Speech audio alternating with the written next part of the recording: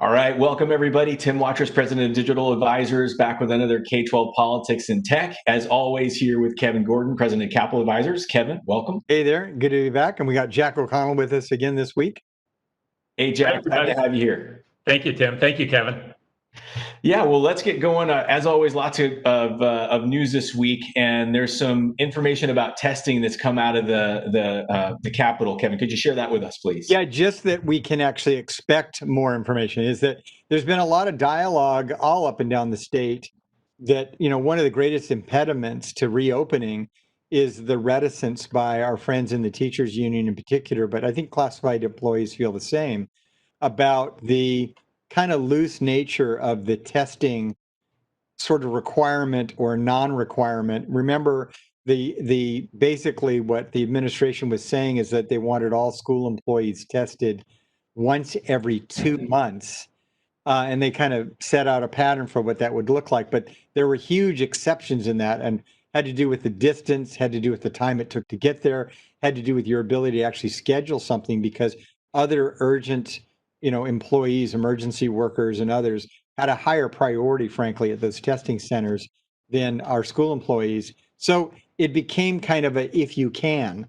And that's just not good enough to a lot of folks in the education community.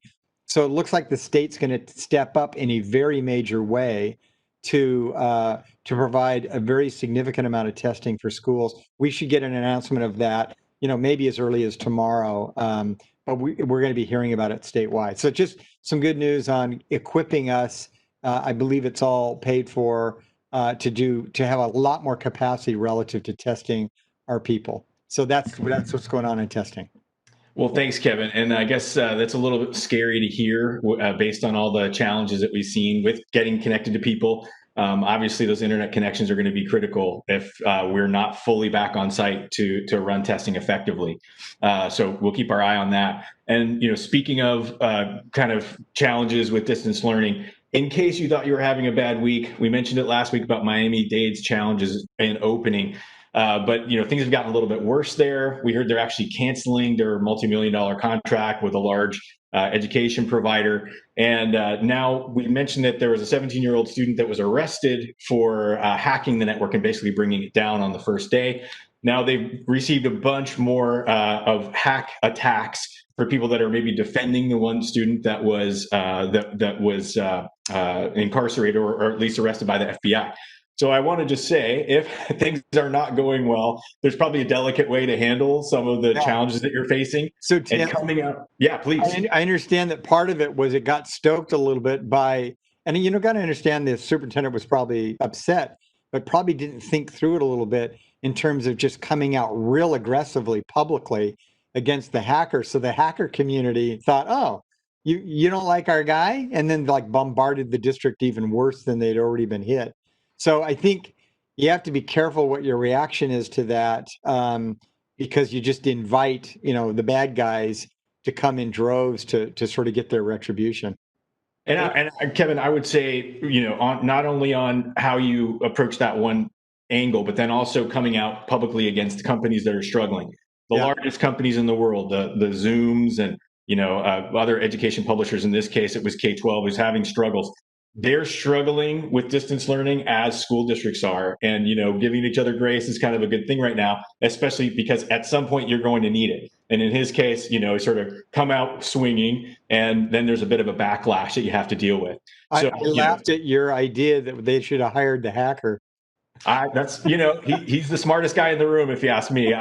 If I were looking for a cybersecurity pro, I'd definitely extend a job offer. But yeah, no, it's just a good lesson for everyone to again, give yourself the grace that you need to adapt to these rocky challenges, and then be careful when you're out publicly sort of taking swings at either platforms or people, because that could come back and bite you. Yeah, the Russians probably already have him under retainer. 100%. Yeah, he's definitely probably been approached. Anyway, so a couple of other things. When we get into learning logs, Kevin, you talk a little bit about some of the learning logs activity and what we're hearing from Sacramento there. Just briefly, I just wanted to mention that for people that are really frustrated by the bureaucracy and everything that's associated with these learning logs, there is dialogue happening up in Sacramento. People are talking about maybe the need for us to modify that. I mean, we've always thought that it didn't make sense that we wouldn't sort of allow for cohorts of kids that, once you acknowledge them being there through the attendance taking process, and then we know what they're being assigned, that you could track assignments and that sort of thing by cohort rather than the sort of the painstaking detail of individual logs. And so there's a lot of conversation going on about this. I think there's some promise that we could potentially get some flexibility. I just wanted people to know we're working on it. Thanks, Kevin. And Jack, wanted to go to you and talk to you about some of the developments with Prop 15 and the polling there. Could you talk to us a little bit about that, please?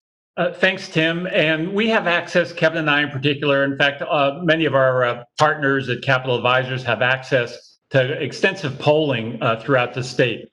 We have access to quite a bit of the private Democratic polling, and even occasionally some of our Republican friends share things with us, which we're very appreciative of. And the Prop 15, this is what's known as the split tax roll, so that it would amend Prop 13, the really historic property tax initiative that passed in June of 1978. And this would characterize differences in terms of how you assess commercial, industrial property and our homes. And our homes would not change, farmland would not change, but every 3 years on average, we would reassess, in all likelihood upward, businesses, commercial, industrial property. So it's very controversial. Business community, by and large, big time opposed to it. Organized labor, by and large, big time supporting it. And the polling, Tim, that you just referenced has really been all over the map. We've, again, had access to some good private data, and it has shown rather consistently to be in the 40s, high 40s for it, mid 40s against it. Just about 2 weeks ago, a research group, a Probowski group out of Orange County, they released their polling data that showed 41% of the people supporting Prop 15, the split tax, and 49% opposed to it.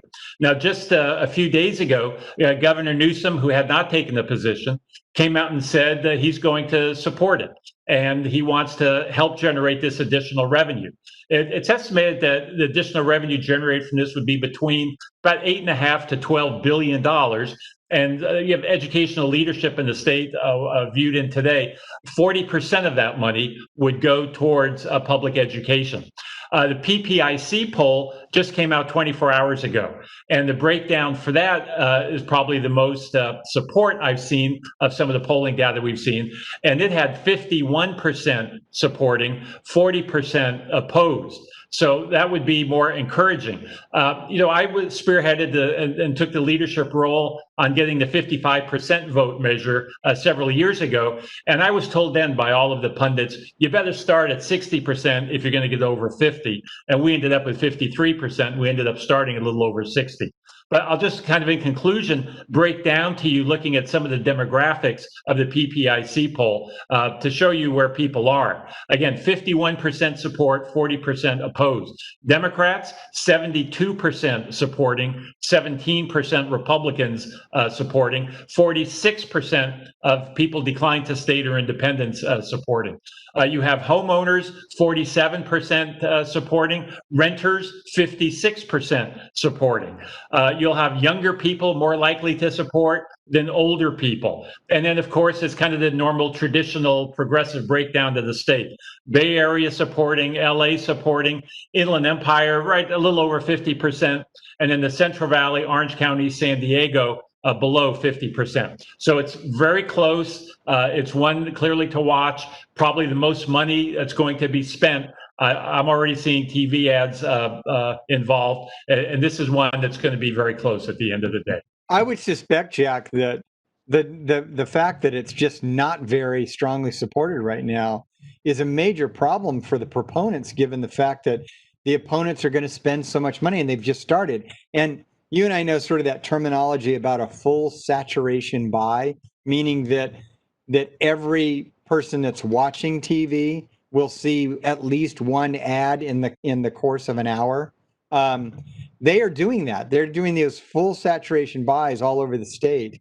The opponents are, and with the kind of unlimited resources they have, a lot easier to get a no vote than a yes vote. I think the proponents better be prepared to spend a whole lot of money And I'm not even sure that's going to make this thing successful, but it's going to be a tall order.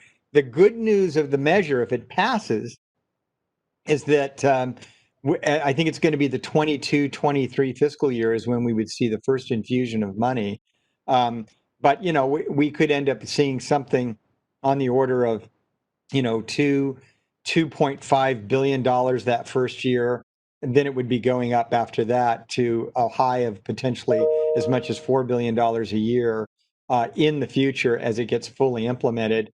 Obviously, any increase for public education that we get on top of Prop 98, on top of the current LCFF, would be a good thing. Right. And local government would get 60%, the lion's share of the revenue that's generated. So you'll have a lot of support from people affiliated with that. But Tim, Kevin and I met with some of the leadership of the business community many months ago, and they said they knew they would be able to raise a ton of money opposed to this. And all you have to do is do the math. If this is going to see about $8.5 to $12 billion a year, every year coming out of their hides for this measure, it's going to be real easy for them to try to stop it this time, and simply spend only $200 million to try to defeat it. Gotcha. Well, the state's got to get creative with these deferrals that we're taking on. We were hoping for federal support, but this is obviously one of the angles that they're taking to overcome some of that. So we'll keep our eye on it. Thanks for the update, gentlemen. And Kevin, I want to talk to you about the bill the governor's signing today. Can you give us a little information on that, please? Yeah, I just want to give people an update. I mean, it affects school agencies as employers. The couple of bills the governor's going to sign made an announcement that, in fact, he's probably signing it right now as we speak. So Jerry Hill has his SB 1159. This creates a rebuttable presumption that any illness or death from COVID-19 is an occupational injury. And as a result, it would make people eligible for workers' comp benefits. So whether it's death benefits or worker comp, just normal benefits, you could get those benefits. But it is, again, a rebuttable presumption, so you can provide evidence of what you and your workplace did to try to prevent any kind of spread of, protect employees and prevent spread, so that you could potentially prove that, in fact, it did not happen in the workplace. But that's a bill the governor signs. Another bill by Assemblymember Gomez-Reyes, this is AB 685, is just about reporting. So if things are happening in the workplace where there aren't the protections that ought to be in place, people can actually, it sort of makes a little bit more efficient the process and increases the enforcement authority for Cal OSHA on these kinds of issues. So little news today on some workplace-oriented issues as it relates to COVID. Well, thanks, Kevin. And we'll switch gears now and switch over to D.C., what's going on in the White House. One announcement that came out a couple of days ago is Trump's basically nominated a new commissioner for the FCC. And I just want to remind everybody that the FCC is in control of a fairly reasonable size of technology budget called E-rate that helps provide some internet connectivity to your sites. And there's also been a lot of talk about sort of adapting E-rate or boosting E-rate to support districts with distance learning. We haven't seen that. And actually, the FCC has been, I would say, very quiet in supporting schools throughout this crisis. So it's a little bit of a head scratcher that we haven't seen any momentum there. This new commissioner is nominated, and it looks like there's maybe some interesting motives around social media. But maybe Kevin or Jack, any thoughts on what you're seeing there? Yeah, kind of what we heard about this appointee is he is a longtime lawyer in the telecom industry, but it's somebody that I think Trump feels like is going to actually help him in the personal fight that he seems to have with all of these major social media platforms who have tried to limit some of the things that he said. As you guys know, they've made independent determinations about whether or not stuff that Trump puts out there is true or not, and so they're starting to weigh in on actually limiting the president's some of his tweets and some of the things that he's done on social media. He doesn't like that very much. So he would have in this particular commissioner, if the guy gets confirmed, somebody to sort of do his bidding on those issues. At least that's the talk around DC and those that follow the FCC as we do. Gotcha. Well, go ahead, Jack. Sorry, please. No, good shape. Kevin said everything I was going to say. Gotcha. Well, I would just hope that any future, politicians are going to take an important seat would take a digital citizenship course about maybe how to show up on social media. That's just my humble opinion here, but I think it's important, and we're seeing that more important each day. And obviously, there's a lot of like tinkering with some of the back end politics on some of the ramifications of that. But anyhow, I'll jump off my soapbox on that for a moment. And Jack, I want to talk to you a little bit about some of the developments in DC recently. Can you just kind of fill us in on what's happening back there and how that might impact us? Well, I was with Governor Wise when he said that we're going to have a stimulus package signed, sealed, and delivered probably in early August. So you can cut some humble pie for me on that one as well. But I thought Bob was spot on that one.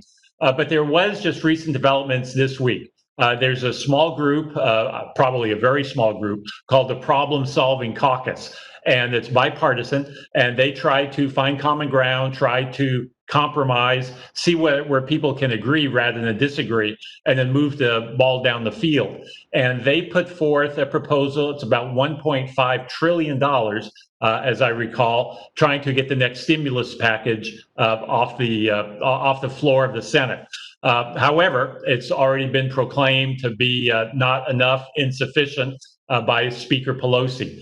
So the Speaker 4 months ago in the House, the Democrats, they passed what they call the HEROES Act that you and Kevin and Bob have talked about on here before. And that's over $3 trillion and really did address many of the issues for the unemployed, for renters, for schools, for local government. And so now what they're trying to do is, well, how much can we, where can we reach agreement?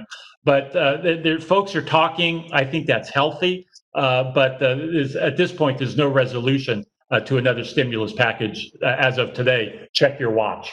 Yeah, no, and I think it is significant that the president comes up to a higher number. I mean, obviously, they're headed up to a closer number where Pelosi's at. That's a good thing, and I think he actually even said something somewhat nice about Pelosi, which was kind of surprising today, where he had said that he agrees to getting closer to where Nancy is. But all of that conversation is just a good thing. I mean, I think the chances still are a little bit dim, but the fact that the White House moved on this at all is good. I think the president's motivation, he would love people to be getting checks close to the election that has his name on it. Yeah, I'm sure that light bulb went on for him that, hey, maybe that could be a good thing for him politically. But the key is that we keep watching are two things. How much are in these packages that help states? How much are in these packages that help schools? And then of course, the school related item, Tim, that you're always watching and is super important is what's dedicated to connectivity and devices and obviously doing what we need to do in the ed tech space. Yeah, so liability is an issue, and thus far the liability issue has been pushed for businesses. But we talked about the legislation that Senator Hill had here. There was a big bill by the Patrick O'Donnell, the chair of the Assembly Education Committee, that would have addressed the liability issue for schools and didn't even receive a hearing in the Senate Judiciary Committee. So if we have any hope for legislative relief in terms of limiting the scope of liability and any potential immunity, it'll have to come from the federal government this year. Well, and I just want to add that you said it's a great thing that basically the Republicans have come up effectively over $1 trillion, right? $1.5 trillion, where they were saying before never over 900 million. So we're glad to see that. Yeah. And in any version of this, we're seeing about 100 billion, for education. Right. So that's all very exciting, but man, are we a broken record? And again, we'll just say we're about as good as predicting the weather on this stimulus bill, but we'll keep hoping, keep our fingers crossed. Yeah. And with that, I wanted to say, Kevin, there's an upcoming event that you wanted to talk about for school counselors. Yes. Yeah, the school counselors are doing a conference, and I wouldn't otherwise be mentioning this except for really a cool event because it's focused on the things that I think all educators are concerned about right now. And while they're hosting it, the speakers they have would be good for everybody to pay attention to. So equity, disparities, and student mental health. It's their conference. It's going to be, and again, virtual like most of these are, October 8th and 10th. We'll have a link to it. But we got involved with helping on getting some of the speakers. And so Nadine Burke-Harris, who is the first ever Surgeon General for the state of California, an amazing speaker in her own, a great leader, she's going to be on it. And of course, Tony Thurman, our state superintendent of public instruction, as well as a couple of other great speakers that I think you'll find informative. Well, thanks, Kevin. Yeah, it definitely sounds like something that you should have on your calendar as an education leader, as mental health is a big issue as people are isolated. And I'll also want to throw out that our team worked today with Small School District Association, Tim Taylor and his folks. He's been receiving lots and lots of questions and concerns from his superintendents. And what we did was we compiled some of the most common questions, and we put some of our consultants on a video and basically answered those questions for the SUPs. So we're going to post that on our channel, but we've got folks like Brian Olson, who runs a cybersecurity task force for the state of California, talking about some of the cybersecurity concerns. Anthony Thomas, who's got a wonderful technology CTO background, and Stuart from Buttonwillow, superintendent down there, who's a wonderful guy and good friend, who helped run all that. So just want to say, thanks to Tim Taylor for that opportunity to answer those questions. If you get a chance, you'll see that list on our channel. And speaking of, as we wrap here, I just want to make sure that everyone clicks subscribe. It should be right over my finger, thanks to the fancy editing that we use here. Please subscribe to our channel. Please share these videos with your friends on social media. We do this at no cost. You're our marketing team. We would love it if you could help us out. Like and share if you can. And with that, Kevin, Jack, I want to say thank you so much, and we'll look forward to catching up with you next week. Great. See you then.